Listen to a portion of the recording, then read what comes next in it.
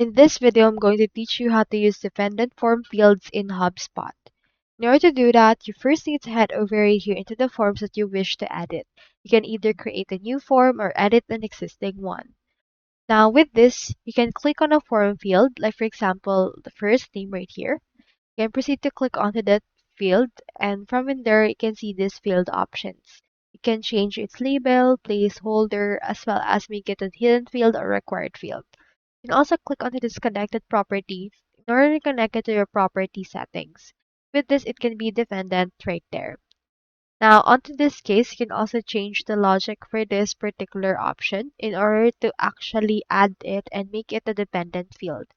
Once you're done, you can choose a property and set the trigger value for that, and then review and update it in order to publish this particular form.